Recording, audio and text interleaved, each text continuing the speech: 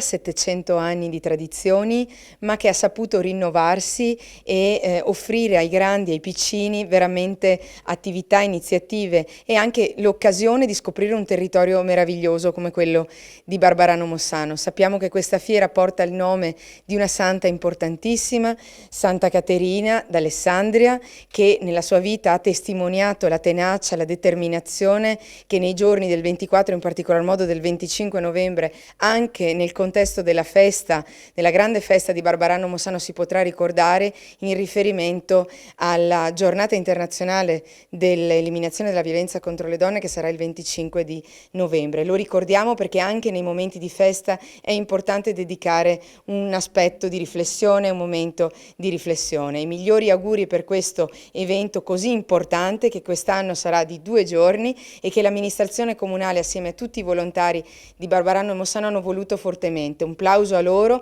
e i migliori auguri per la buona riuscita dell'evento. Noi siamo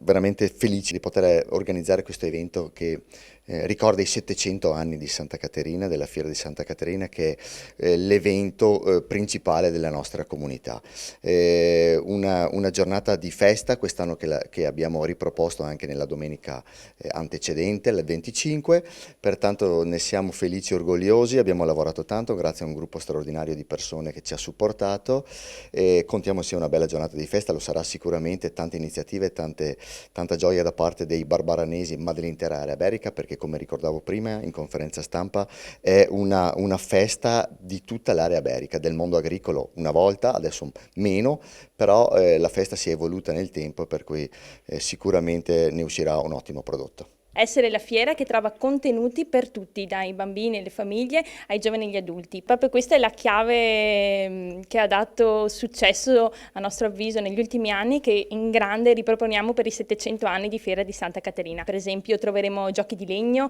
i maghi, i clown per i bambini più piccini, l'area giostre, e DJ invece in Piazza Roma per i più giovani, cover band la domenica sera, i fuochi d'artificio che concluderanno in maniera festosa questi 2 giorni che vogliono essere veramente una grande festa per tutti e soprattutto per la nostra cittadinanza e tutta l'area iberica.